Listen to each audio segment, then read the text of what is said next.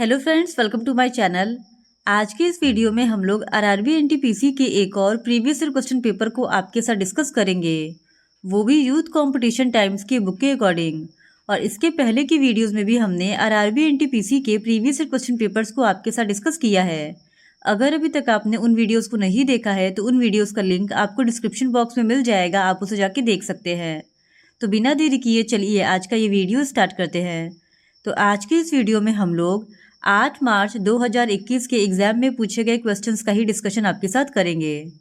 तो question number 1 है, नस्लीय भेदभाव के खिलाफ लड़ने के लिए नटाल इंडियन कांग्रेस की स्थापना किसने की थी? तो इस क्वेश्चन का सही जवाब है ऑप्शन ए, महात्मा गांधी ने। दक्षिण अफ्रीका में अंग्रेज भारतीयों के प्रति रंगभेद नीति का बर्ताव करते थे। वहाँ प्रत्येक भारतीय को पंजीकरण प्रमाण पत्र लेना जरूर था और इसके लिए उन्हें कर देना पड़ता था। इन्हीं नस्लीय भेदभाव के कारण गांधी जी ने दक्षिण अफ्रीका में 1894 ईस्वी में नटाल इंडियन कांग्रेस की स्थापना की थी और गांधी जी ने दक्षिण अफ्रीका में इंडियन ओपिनियन नामक अखबार भी निकाला था और 1904 ईस्वी में फिनिक्स आश्रम की स्थापना भी की थी। फिर क्वेश्चन नंबर 2, एक बेलन की त्रिज्या और ऊंचाई क्रमशः 28 सेंटीमीटर और 40 सेंटीमीटर है, इसका आयतन ज्ञात कीजिए।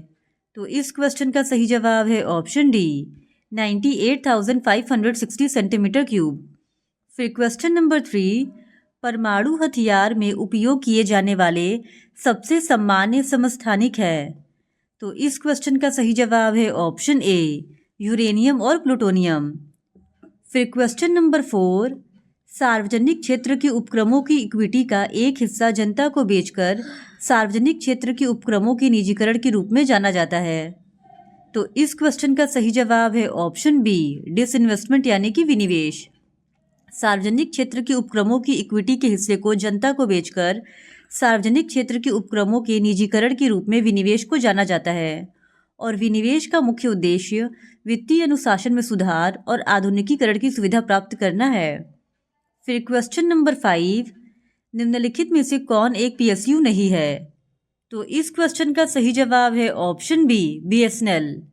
बीएसएनएल पीएसयू के अंतर्गत नहीं आता है, जबकि गेल, सेल तथा ओएनजीसी ये तीनों ही सार्वजनिक क्षेत्रक उपक्रम के अंतर्गत आते हैं। बीएसएनएल का फुल फॉर्म भारत संचार निगम लिमिटेड होता है और यह नई दिल्ली में स्थित भारत सरकार के स्वामित्व वाली दूरसंचार कंपनी है। इसे 1 अक्टूबर 2000 को भारत सरकार द्वारा निगमित किया गया था। फिर क्वेश्चन नंबर 6, 2007 में टाटा समूह द्वारा विकसित सुपर कंप्यूटर का नाम लिखिए। तो इस क्वेश्चन का सही जवाब है ऑप्शन सी, एका। एका नामक सुपर कंप्यूटर को एशिया का सबसे तेज सुपर कंप्यूटर माना गया है और एका का संस्कृत में अर्थ संख्या 1 होता है। भारत में विकसित ऐसी प्रणाली को दुनिया के सबसे तेज 10 सुपर कंप्यूटरों में शुमार किया गया है। यह टाटा समूह द्वारा विकसित विश्व का चौथा सबसे तेज सुपर कंप्यूटर है। फिर क्वेश्चन नंबर 7, झोलिया नृत्य शैली डैश राज्य से संबंधित है। तो इस क्वेश्चन का सही जवाब है ऑप्शन बी, उत्तराखंड। छोलिया या सरो नृत्य उत्तराखंड में सबसे पुराना नृत्य है। यह नृत्य बारात के घर से निकलने पर नर्तक रंग बिरंगे पोशाक में तलवार और ढाल के साथ आगे आगे नृत्य करते चलते हैं। नृत्य दुल्हन के घर पहुंचने तक जारी रहता है और छोलिया नृत्य के दौरान नर्तकों की भाव भंगिमा में छल दिखाया जाता है। नर्तक अपने हाव भाव से एक दूसरे को छेड़ते हैं और चिढ़ाते व उकसाने के भाव प्रस्तुत करते हैं। फिर क्वेश्चन नंबर 8, यदि 825 को 1/3:4/9:3/4 के अनुपात में 3 भागों में बांटा जाए तो पहला भाग होगा। तो इस क्वेश्चन का सही जवाब है ऑप्शन सी, 180 रुपये। फिर क्वेश्चन नंबर 9, यदि एक समचतुर्भुज के विकर्णों की लंबाई 32 सेंटीमीटर और 24 सेंटीमीटर है तो समचतुर्भुज की प्रत्येक भुजा की लंबाई होगी। तो इस क्वेश्चन का सही जवाब है ऑप्शन बी, 20 सेंटीमीटर। फिर क्वेश्चन नंबर 10, एक राशि पर 5 वर्ष में 9% प्रति वर्ष की दर से 4,500 का कुल साधारण ब्याज प्राप्त होता है, राशि क्या थी? तो इस क्वेश्चन का सही जवाब है ऑप्शन ए, 10,000। फिर क्वेश्चन नंबर 11, नायलॉन और पॉलिएस्टर जैसे रेशे जो रासायनिक पदार्थों से बने होते हैं कहलाते हैं। तो इस क्वेश्चन का सही जवाब है ऑप्शन सी, सिंथेटिक फाइबर। संश्लेषित रेशे या कृत्रिम रेशे को मानव निर्मित रेशे भी कहा जाता है। इन्हें मनुष्यों द्वारा बनाया जाता है। संश्लेषित रेशे बहुलक कहलाते हैं और संश्लेषित रेशों को रासायनिक पदार्थों के द्वारा बनाया जाता है, जैसे नायलॉन, रेयॉन और पॉलिएस्टर। फिर क्वेश्चन नंबर 12, उत्पादन के लिए आवश्यक उपकरण, मशीनें, भवन आदि कहलाते हैं। तो इस क्वेश्चन का सही जवाब है ऑप्शन ए, फिक्स्ड कैपिटल यानी अचल पूंजी। उपकरण, मशीन, निर्माण आदि जो उत्पादन के लिए आवश्यक होते हैं वे अचल संपत्ति कहलाते हैं। और अचल संपत्ति या अचल पूंजी वह पूंजी होता है जिसमें संपत्ति और पूंजी निवेश शामिल हैं और जो व्यवसाय को स्थापित करने के लिए आवश्यक होते हैं। और इन संपत्तियों को स्थिर माना जाता है क्योंकि वे वस्तु या सेवा के वास्तविक उत्पादन के दौरान उपभोग या नष्ट नहीं होते हैं, लेकिन पुनः प्रयोज्य मूल्य होते हैं। फिर क्वेश्चन नंबर 13, निम्नलिखित में से किसे पादप जगत का उभयचर कहा जाता है। तो इस क्वेश्चन का सही जवाब है ऑप्शन सी, ब्रायोफाइटस। ब्रायोफाइटस को पादप जगत का उभयचर कहा जाता है। ब्रायोफाइटस एक गैर संवहनी पौधा है जो हरा बीज रहित होता है और काई, लिवरवॉर्ट्स या हॉर्नवॉर्ट्स परिवार से संबंधित है। ब्रायोफाइटस में जाइलम और फ्लोएम ऊतक की कमी होती है और ब्रायोफाइटस पादप मिट्टी में रहते हैं, लेकिन प्रजनन के लिए पानी की आवश्यकता होती है। ये नम, आर्द्र और छायादार वातावरण पसंद करते हैं। फिर क्वेश्चन नंबर 14, यदि x + 1/x = 26 है तो x² + 1/x² का मान होगा।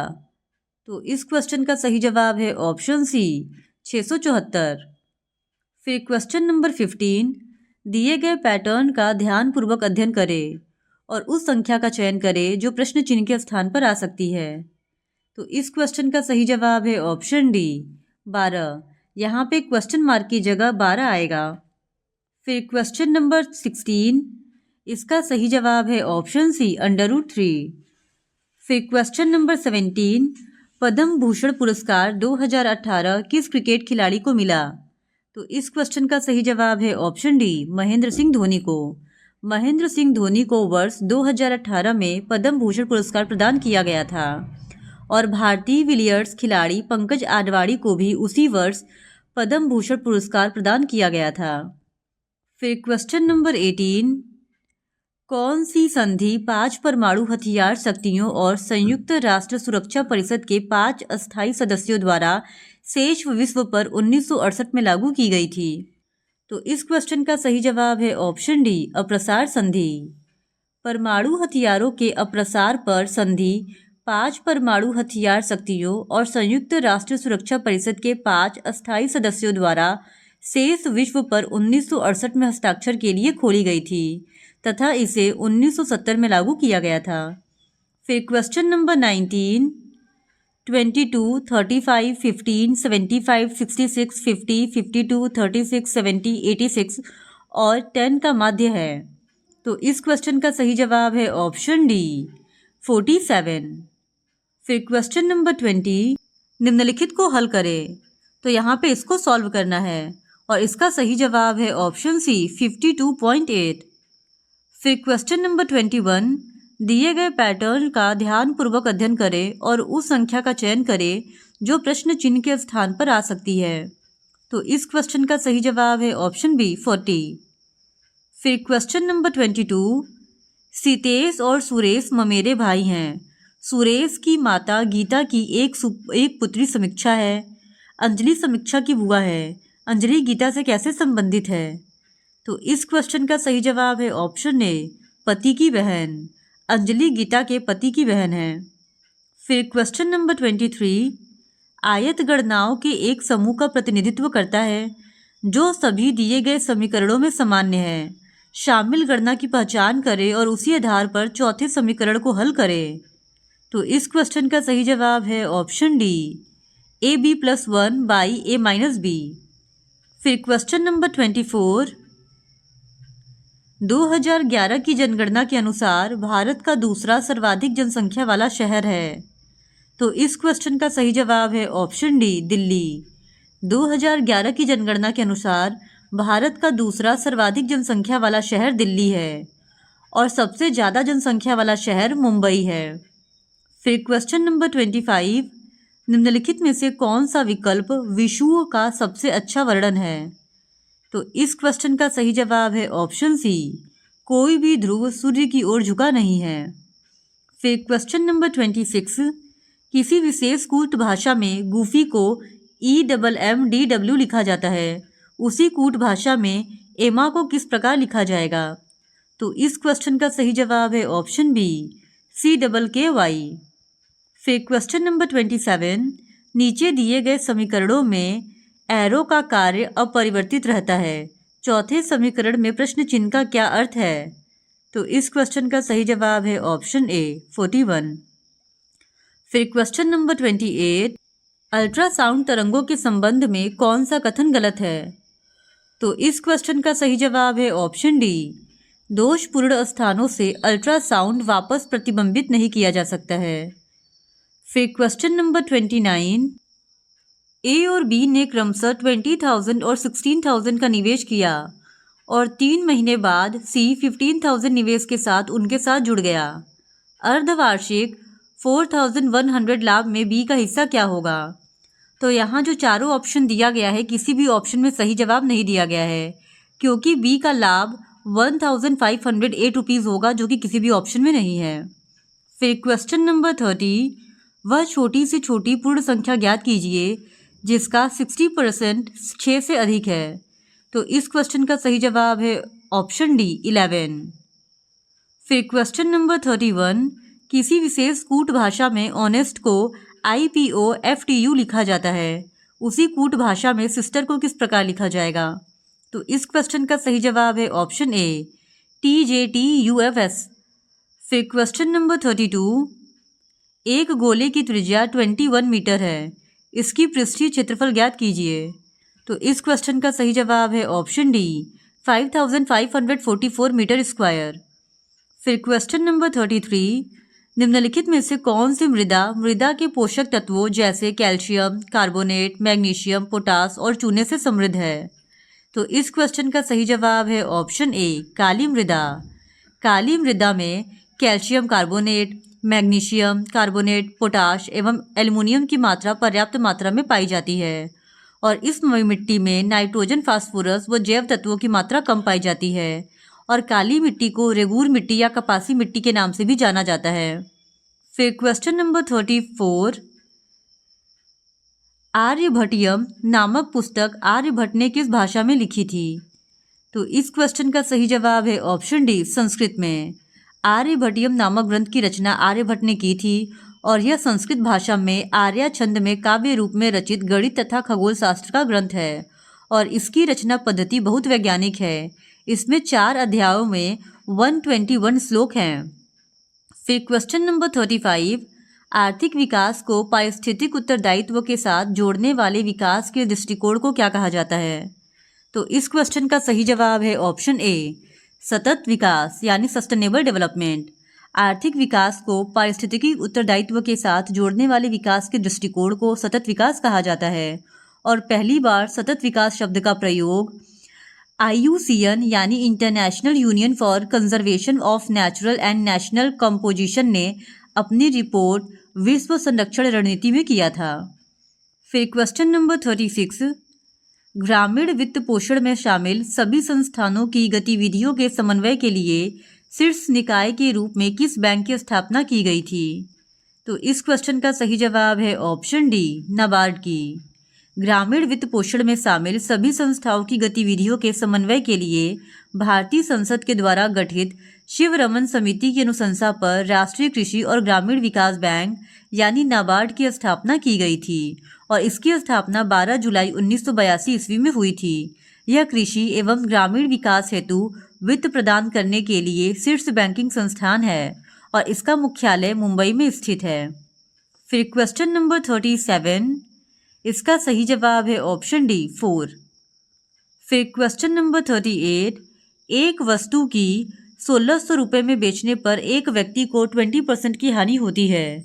20% का लाभ अर्जित करने के लिए वस्तु का विक्रय मूल्य कितना होना चाहिए? तो इस क्वेश्चन का सही जवाब है ऑप्शन सी 2400 रुपये। फिर क्वेश्चन नंबर 39, निम्नलिखित में से कौन सा भारतीय संविधान का स्रोत नहीं है? तो इस क्वेश्चन का सही जवाब है ऑप्शन ए डेनमार्क का संविधान। डेनमार्क का संविधान भारतीय संविधान का स्रोत नहीं है। फिर क्वेश्चन नंबर 40, जिन पदार्थों से होकर वस्तुओं को स्पष्ट रूप से नहीं देखा जा सकता उसे डैश कहते हैं। तो इस क्वेश्चन का सही जवाब है ऑप्शन ए पारभासी। जिन वस्तुओं से होकर वस्तुओं को स्पष्ट रूप से नहीं देखा जा सकता उन्हें पारभासी कहते हैं, और पारभासी पदार्थ चिकना कागज, पीसा कांच आदि होते हैं। फिर क्वेश्चन नंबर 41, भारतीय संविधान का कौन सा अनुच्छेद अंतर्राष्ट्रीय शांति और सुरक्षा को बढ़ावा देने पर राज्य के नीति निर्देशक सिद्धांतों को निर्धारित करता है? तो इस क्वेश्चन का सही जवाब है ऑप्शन ए आर्टिकल 51। आर्टिकल 51 अंतर्राष्ट्रीय शांति और सुरक्षा को बढ़ावा देने पर राज्य के नीति निर्देशक सिद्धांतों को निर्देशित करता है। वहीं आर्टिकल 15 का रिलेशन धर्म, मूल वंश, जाति, लिंग या जन्मस्थान के आधार पर विभेद का प्रतिषेध करता है। आर्टिकल 31 संपत्ति का अनिवार्य अर्जन से संबंधित है। वहीं आर्टिकल 14 का संबंध विधि के समक्ष समता तथा विधियों का समान संरक्षण से रिलेटेड है।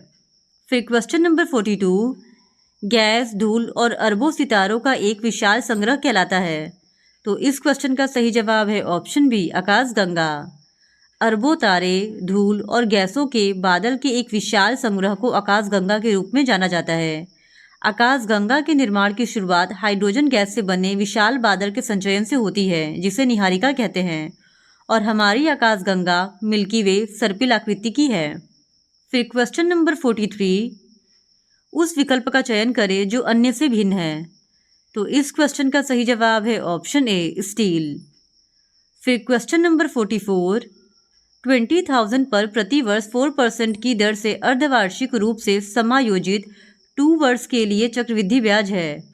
तो इस क्वेश्चन का सही जवाब है ऑप्शन ए 1648.64। फिर क्वेश्चन नंबर 45, एक 100 मीटर लंबी ट्रेन बिजली के खंभे को 6 सेकंड में पार करती है। ट्रेन की गति है। तो इस क्वेश्चन का सही जवाब है option A 60 kilometre per hour. फिर क्वेश्चन नंबर 46, प्रशस्ति में किस राजवंश के शासकों ने अपनी उपलब्धियां लिखी हैं? तो इस क्वेश्चन का सही जवाब है ऑप्शन बी गुप्त वंश। गुप्त वंश के अंतर्गत शासकों ने प्रशस्ति में अपनी उपलब्धियां लिखवाई हैं। प्रशस्ति अपने शासकों की प्रशंसा में कवियों द्वारा रचित शिलालेखों की एक भारतीय शैली है, और प्रशस्ति का सबसे पहला प्रसिद्ध उदाहरण खारवेल का हाथी गुफा शिलालेख है, जो प्राकृत भाषा और ब्राह्मी लिपि में लगभग 1ली शताब्दी ईसा पूर्व में लिखा हुआ माना जाता है। फिर क्वेश्चन नंबर 47, फोर्ट्रॉन और कोबेल भाषा का सर्वप्रथम प्रयोग किस पीढ़ी के कंप्यूटर में किया गया था? तो इस क्वेश्चन का सही जवाब है ऑप्शन ए 2nd जनरेशन। फिर क्वेश्चन नंबर 48, सितंबर 2019 तक सबसे कम उम्र के टेस्ट कप्तान के रूप में निम्नलिखित में से किसने इतिहास रचा? तो इस क्वेश्चन का सही जवाब है ऑप्शन बी राशिद खान। फिर क्वेश्चन नंबर 49, निम्नलिखित में से कौन मेरठ में सैनिकों के विद्रोह के साथ शुरू हुआ, जल्द ही व्यापक हो गया और ब्रिटिश शासन के लिए एक गंभीर चुनौती बन गया? तो इस क्वेश्चन का सही जवाब है ऑप्शन ए भारतीय विद्रोह 1857। फिर क्वेश्चन नंबर 50, 3 अंकों की वह सबसे बड़ी संख्या ज्ञात कीजिए जो 6, 8, 10 और 16 से पूर्णतः विभाज्य हो। तो इस क्वेश्चन का सही जवाब है ऑप्शन ए 960। तो आज के इस वीडियो में इतना ही। बाकी के बचे हुए क्वेश्चंस का डिस्कशन हम लोग इस वीडियो के नेक्स्ट पार्ट में करेंगे। और अगर आप RRB NTPC के इसी तरह और भी प्रीवियस ईयर क्वेश्चन पेपर्स को देखना चाहते हैं तो please do subscribe to my channel and like this video. Thank you very much.